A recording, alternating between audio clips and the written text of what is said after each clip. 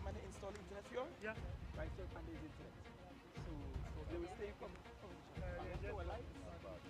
Yeah, to our lights, the bathrooms.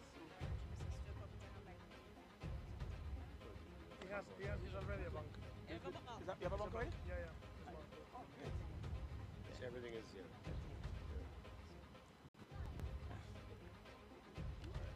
Okay, Chazan, you stand on this. Yeah.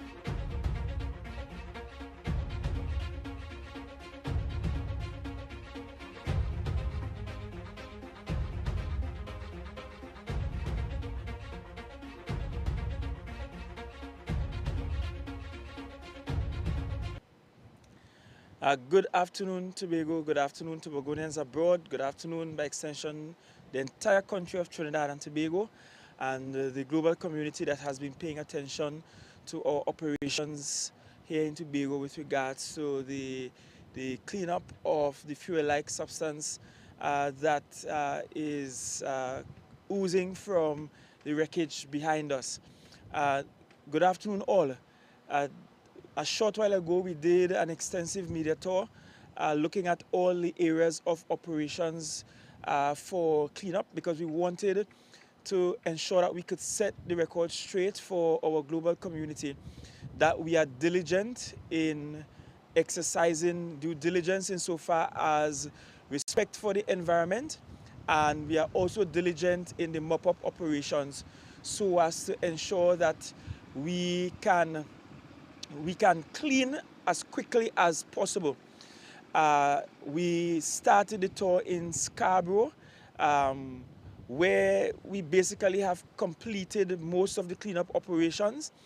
We then venture into the area behind Scarborough Secondary, and the media got to see where we have a small cove where we are busy trying to wrap up cleanup so that school can resume tomorrow for Scarborough Secondary school students.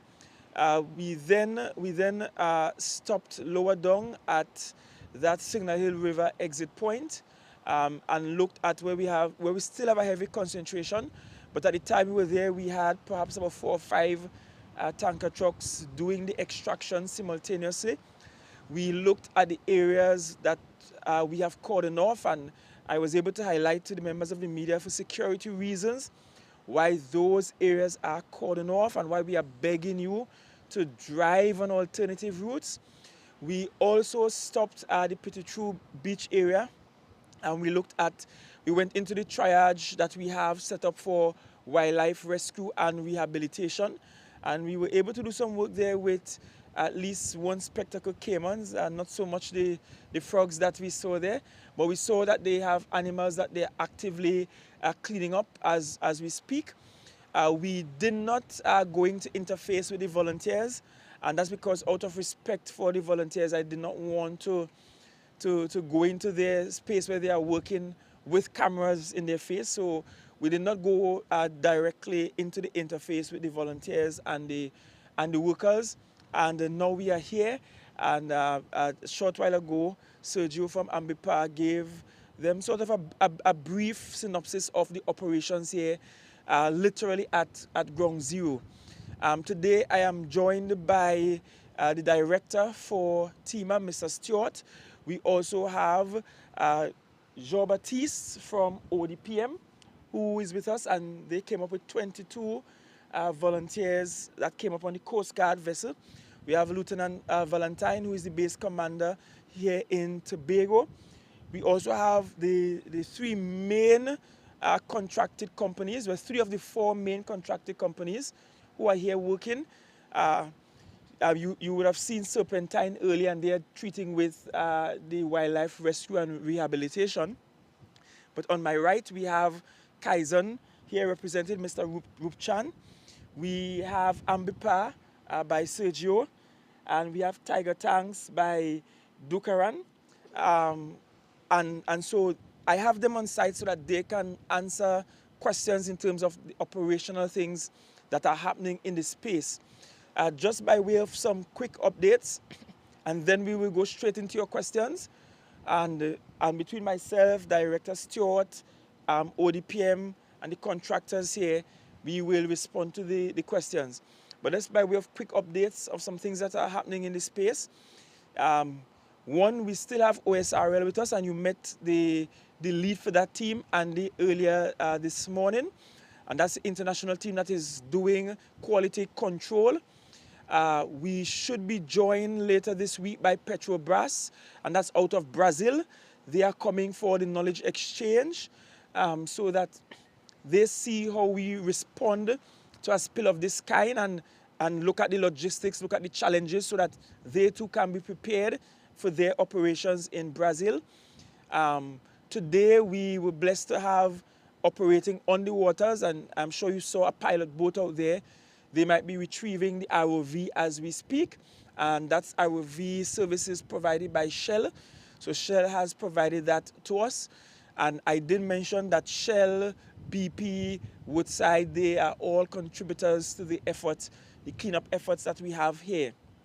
We also have the Ministry of Energy still working alongside us, and the Ministry of Energy is preparing to bring additional resources. We met late last night, and we'll disclose what those resources will be later on in this week. But they are working on some additional resources that can assist us in amplifying the work, expediting the work even further. You can see that a considerable amount of work has happened. It is not as bad as it was when we got this call on Wednesday, this 7th of February. So it means that work has continued at a significant pace. And you have learned from the workers the long hours they work and the fact that in some instances they work in shifts, both day and night, so that we can get this 15-kilometer radius cleaned. You will observe behind you several boom installations on the east of the wreckage, west of the wreckage, and if you look further west, you will see at least 2 other boom installations there. And that's because as the fuel-like substance oozes out of the vessel behind us, we are ensuring that we can contain it within this zone, that we can deflect it towards this zone, that we can prevent any further leakage going west and northwest out of our territorial waters, and so that we can extract from the waters right behind us.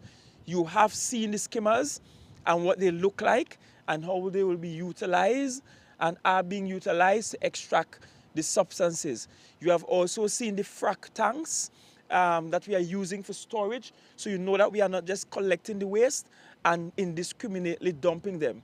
I'm sure you have spotted some temporary cells along the coastline. Those are essentially holes that are properly lined to prevent any leakage so that we can temporarily store the waste, and then from that point we extract it and move it to final place. So we have a strict waste management plan. You have also heard about how we have constant air monitoring, and you have also seen beyond the portable air monitoring kits that we use, you have also seen that EMA is setting up a much more permanent infrastructure down in the compound of the Department of Natural Resources and the Environment, down at That's Wilson Road Extension. And you see that they have given a commitment that that facility will remain until September. So we are not just testing air quality now, but we'll be testing air quality post the operations here. And so I am going to open, you have had a long day, a long morning, so I'm going to open to questions, and we will answer as best as we can all of the questions that you may have. Good afternoon to the Chief Secretary and his team. Mr. Augustine, how would you characterize the effort so far? The effort so far, I think, has been quite valiant and robust in most cases. And I want us to appreciate for a moment that Tobago had zero of this infrastructure on island. This is not in Trinidad where people could get a high-up truck and just drop things on a flatbed and drive speedily to a location and set up operations. This is a case where we have to commandeer spaces on a vessel, even at the risk of inconveniencing Tobagonians and Tobago business to get equipment to Tobago. We have had instances where the Port Authority, and they have been excellent, exceptional in facilitating us. We even had instances where the fast ferry that doesn't normally take certain tier weight in terms of vehicles have taken larger vehicles just to facilitate this. We have had the Coast Guard bringing people and equipment up. They brought up over 22 people this morning, well, overnight, along with additional equipment. We have had other vessels from Trinidad having to bring in equipment. What you don't see is that sometimes at 3 and 4 o'clock in the morning, we are on the port offloading from a vessel so that there will be no interruption to the fast ferry when it comes in for 6 in the morning. All of those things have had to happen.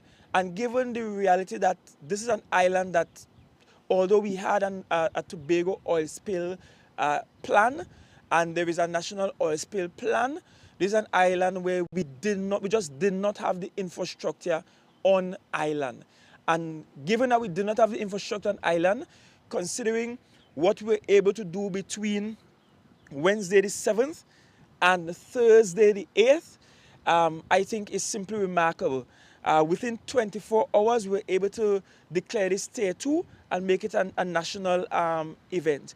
Within 24 hours, we were able to have, in fact, in under 12 hours, probably within 1 to 2 hours, we already had Ministry of Energy and ODPM caucusing with T.H.A and working out the logistics.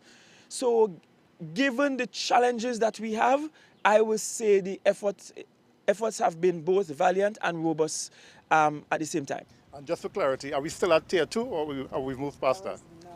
Right, so we are at Tier 2, but you can expect some further announcements later this week. Given the conversations we have had with the Ministry of Energy, we can expect some further developments later this week because we are approaching a juncture whereby we will need to call on international resources to further assist. Because for one, we have to have a discussion about salvaging. Secondly, we'll have to have a discussion about extracting what might be stored in the vessel itself and has not leaked out. So all of those things will determine the movement to the next tier level, but we are ensuring we dot the I's, cross the T's.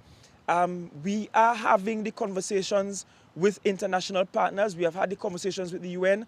We have had the conversation with SIDEMA and other similar agencies. So we are having the conversations with international partners, and they are prepared and just waiting for the appropriate moment for us to make that distinction.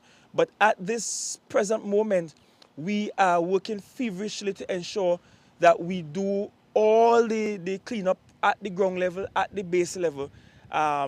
We want that by the time we get to the weekend, that the Lambo area should smile as Scarborough is smiling now from the cleanup efforts. And that's the goal that we are aiming towards.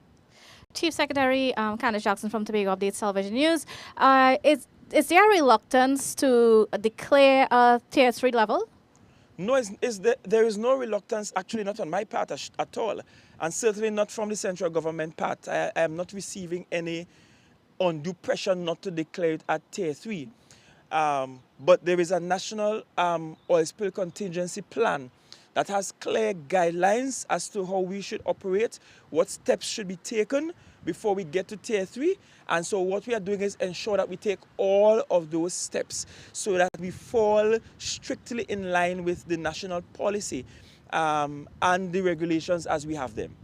And while the Ministry of National Security indicated that they are taking the lead in trying to find the ownership of the vessel and that sort of thing, so we can even talk about compensation and all those things that a lot of people have questions for, is the T.H.A. itself making any headway in that?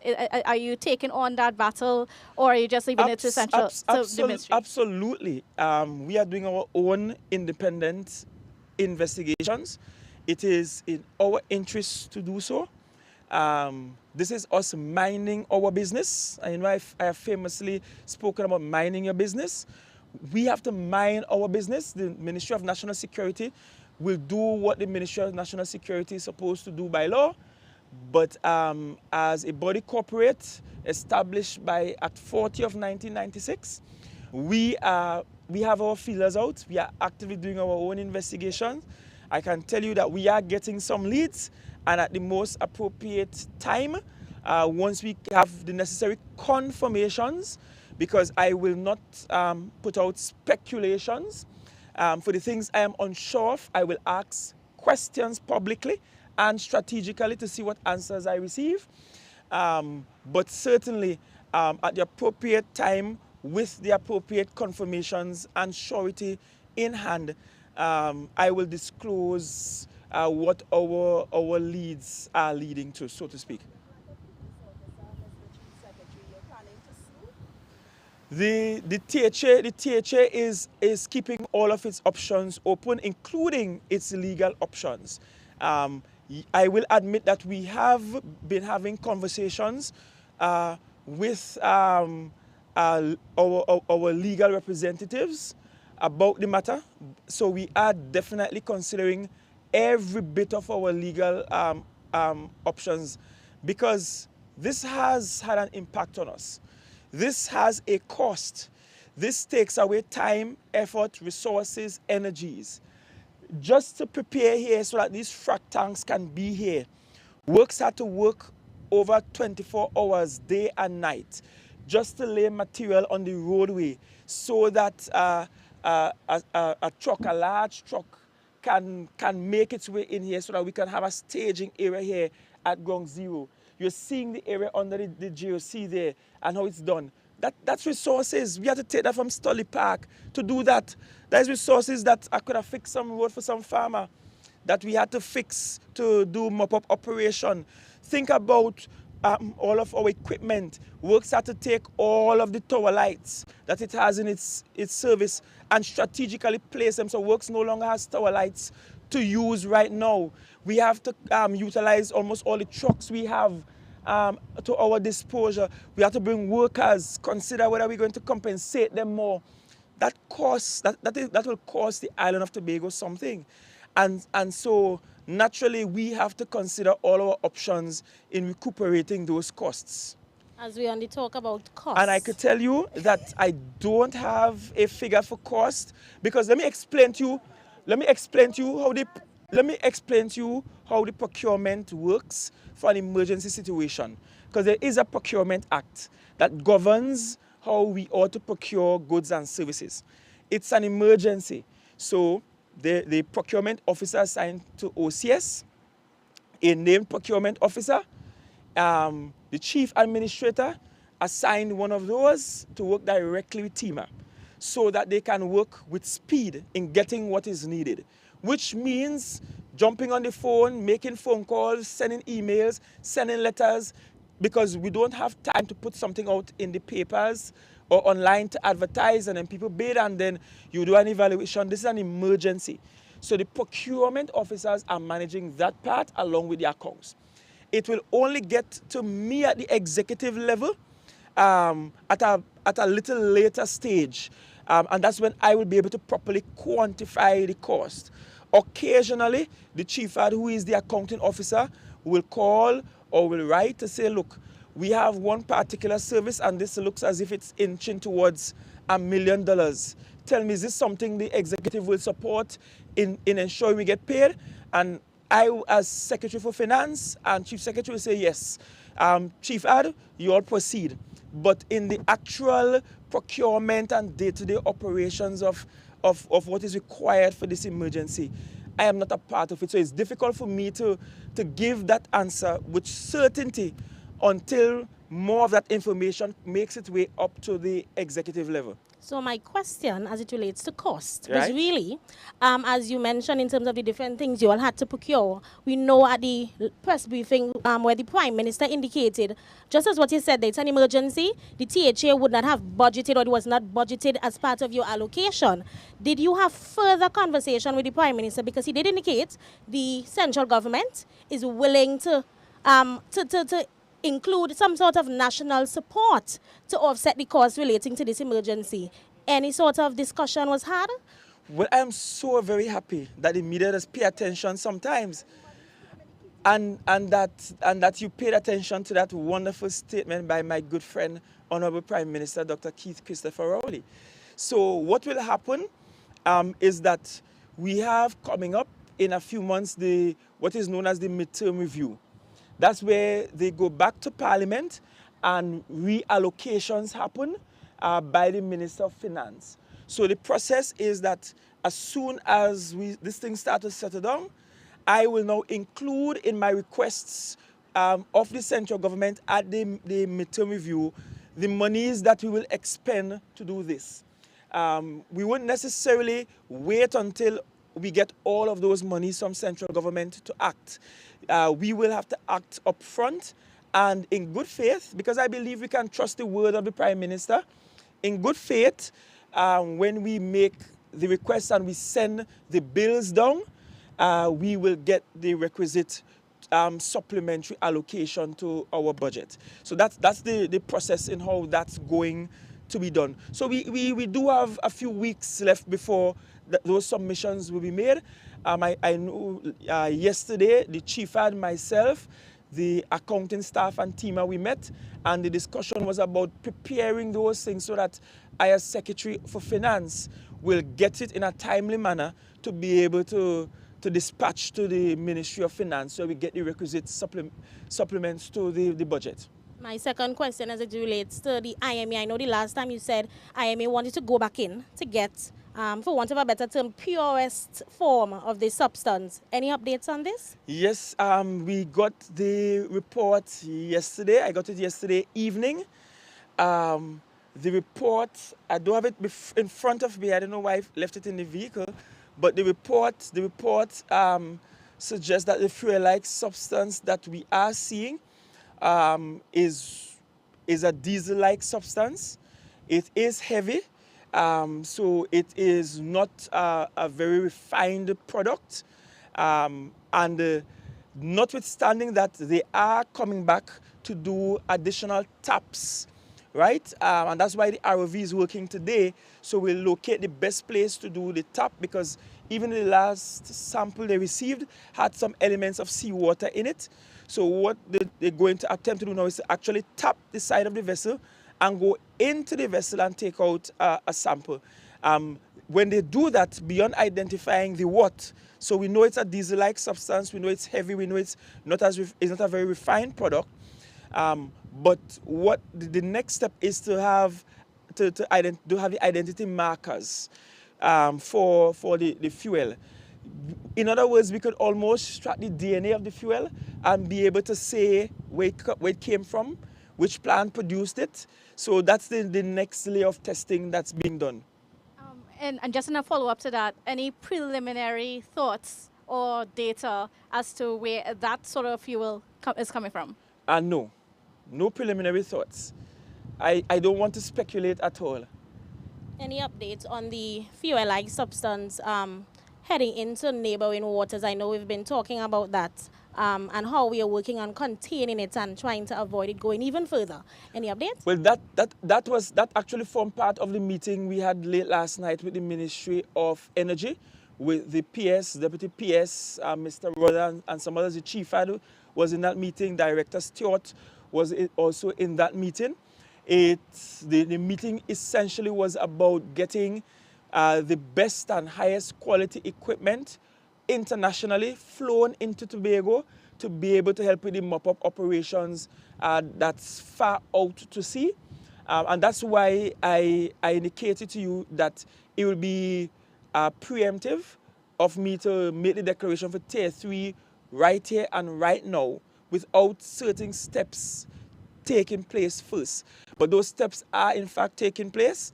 And I will also add that I have communicated with the Minister of Foreign and CARICOM Affairs and to the extent that I've asked him to ensure that his ministry is communicating with our neighboring governments so that they know that we are monitoring the thing and that we are sharing the data with them.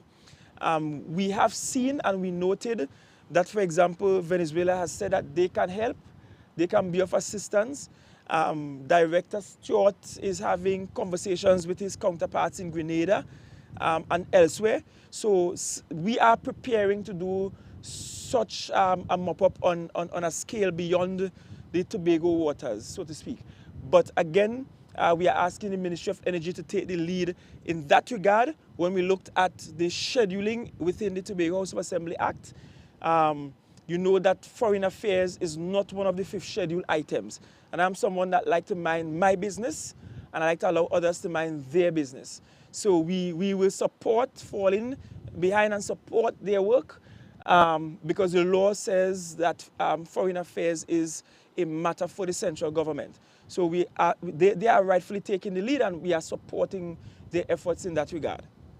Good afternoon. The frac tanks, could you give me an idea of how many we have on the island? I'm asking because I'm trying to get an idea of how much they hold, so I would know how much. The quantities? Yes, so I would know how much. What we can do is that we can provide for you. I'll ask the comms lady at T.H.A to provide for you later today through a short statement how many barrels of this substance we have extracted to date. So there's a running target every day. The average is sometimes around 1,900 barrels per day being collected on average. Some days significantly more than that. And so we will give you a sort of a proper estimate of how much that is. And in addition to those barrels that are collected, remember we also have some at collection points up in Studley Park that are not in frac tanks. Those are in specially constructed cells to contain the material, because in such instances we have the seaweed mixing with this freer-like substance. And so it wouldn't be accurate to use just the number of frac tanks on island to determine the quantity of the material that we have collected. But we could still give you the number of frac tanks. Anyone know the exact number of frac tanks we have, approximately? That's around just above 10. About a dozen frac tanks we have on the island at present. And they are stationed in different places. One frac tank, one of these 40-foot ones, can contain about 500 barrels. We have 2 here, and you saw a few down in the Petit-Trou area. You saw, I think, lower in Scarborough as well. So we have them stationed strategically throughout. How many of them are actually filled? I'm just trying to get an idea of how many oil we have on land or have been able to vacuum on land thus far. That would be, to get that idea, it would be difficult to get that from just the frac tanks, because we're storing outside of the frac tanks as well. So I will have to get the statement done for you, because I can't give you from this place how many has been filled, how many of those frac tanks are full at present. Sorry about that, are full at present. And so I'll ask Llewellyn to just pull together the data, and we'll share that data with you. I know we had a rough seas bulletin a couple of days ago. How are the booms coping with that? Are we seeing oil sweeping out? How is the containment going with the rough seas? You want to answer that, Sergio, from your end? Well, containment has been finalized yesterday.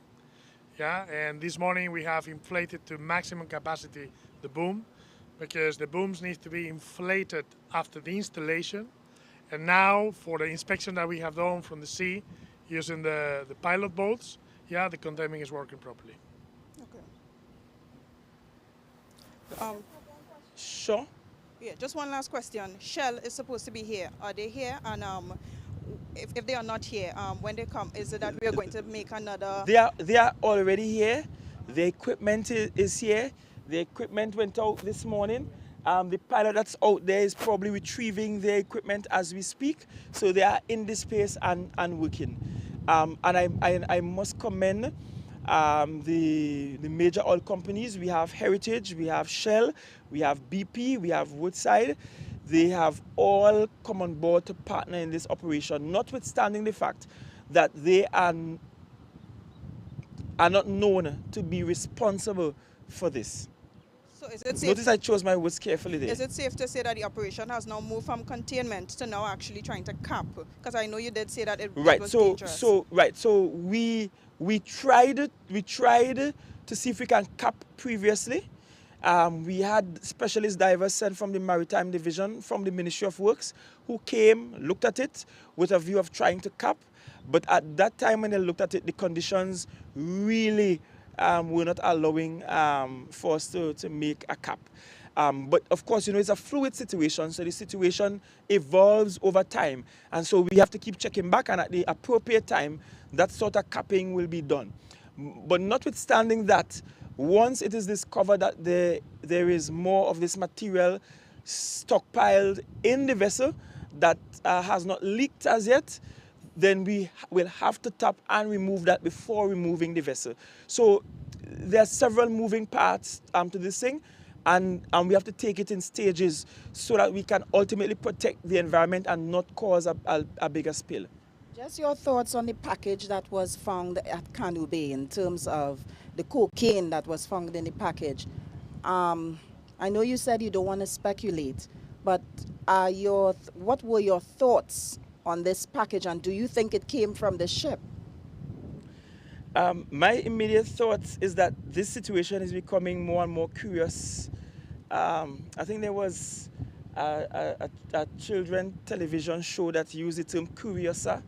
Not the term I will use English-wise, but it becomes more and more interesting as this thing evolves. If one had to write this off the cuff, one will think it's just fantasy, to be honest. What transpired is that in a location close by to here where we have the debris from the vessel washing ashore, this package was among those things that were in the debris. You can observe that we have boom structures on the east and west of the vessel. So there's a strong likelihood that this package, which was not seen before, really and truly came from within this zone. If you notice from the police statement, they did not say outright that it came from the vessel, nor did they deny that it came from the vessel.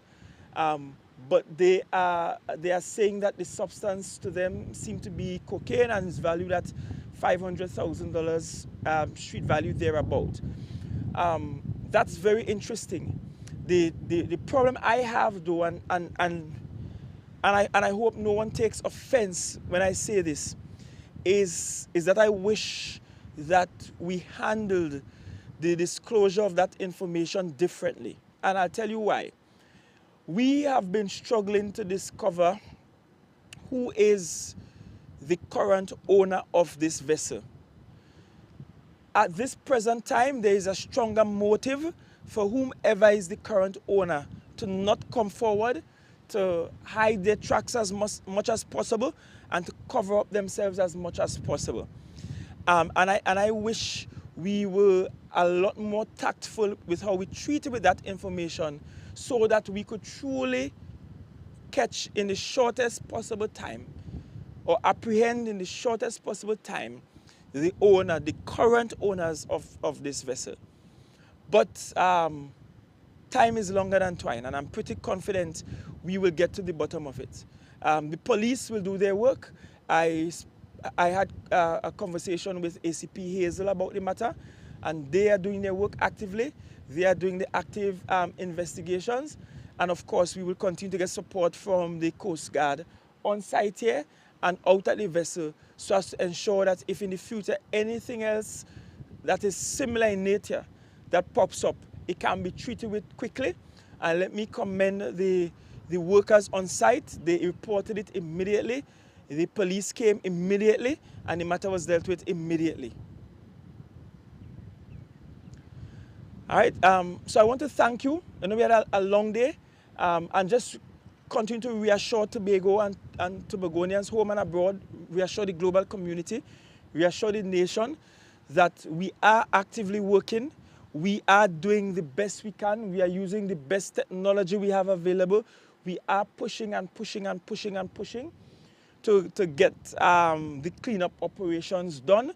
And I wish to end by thanking several of our stakeholders who are here. We have Ambipa, we have Kaizen, we have Tiger Tanks, we have the EMA, we have the IMA, we have ODPM, and they are always our best partners and our biggest cheerleaders. When they have a crisis, we cheerlead, and when we have a crisis, they cheerlead, and they send resources to assist us as well.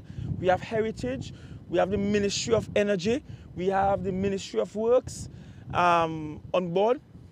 We have the Coast Guard, the Trinidad and Tobago Coast Guard on board. We have all the divisions of the T.H.A. working together, especially the ones that treats with the environment, that is Secretary Pantin and Assistant Secretary Tate.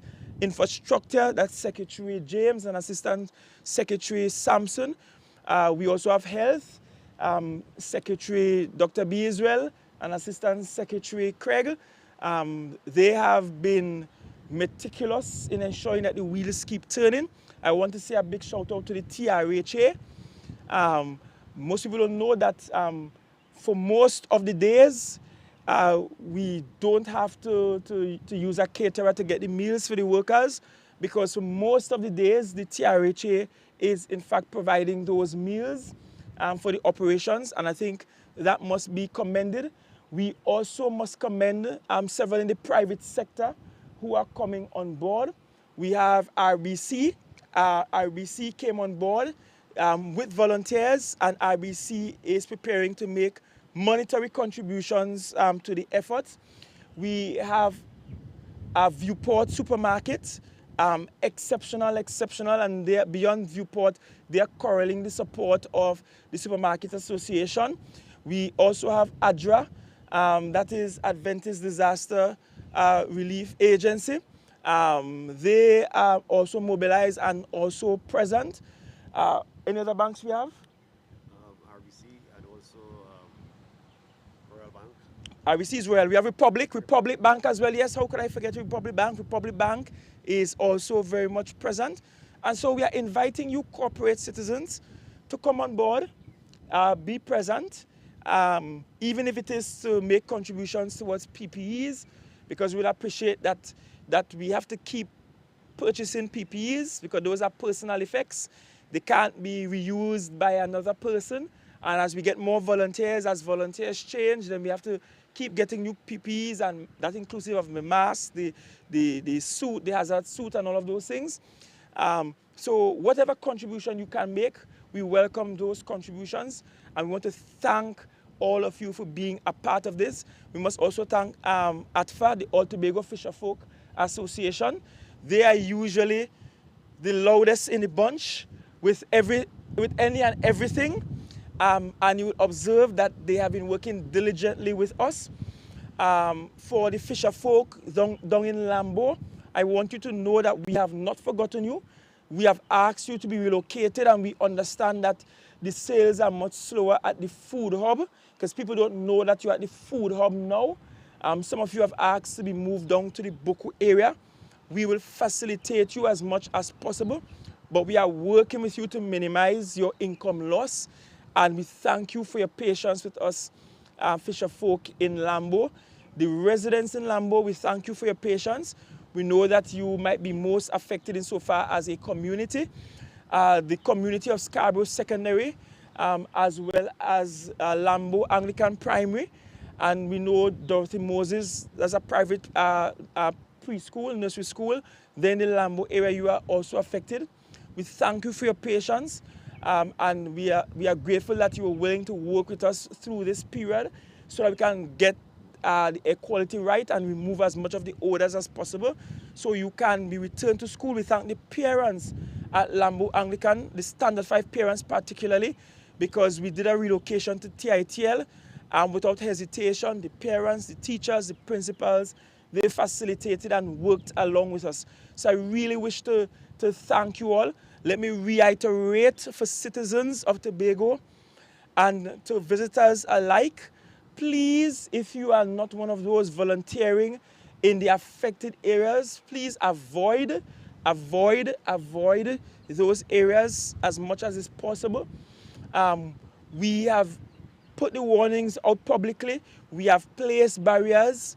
And I see people just bold-facedly just driving through without care. Please, we are begging you for your own safety. The T.H.A. will not accept liability in instances where we have warned you and we have put the safety measures in place and you have breached them yourself. So please protect yourself and your own lives. The signs are there at the hot zones telling you no smoking and nothing flammable, no open flames and so on. Please respect those signs so that you can remain as safe as possible, please. We will get through this, Tobago. I believe the end is in sight. I believe that we have come a very long way since the 7th of February. I believe that T.H.A. and all the agencies that Director Stewart that he is leading at this time, I think they have done a good job of restricting this within a 15-kilometer radius. Because it could have been worse, it could have gone to other areas, it could have disrupted the operations at the port. There are so many could-haves, and those could-haves were in fact prevented, and I want to commend them publicly for doing that. I want to thank you all, wish you all a good day until next time for an update, perhaps later in this week. Today's Tuesday, so maybe by Friday, we will have some solid updates for you pursuant to what we discussed today. So thank you. Have a good afternoon, everyone.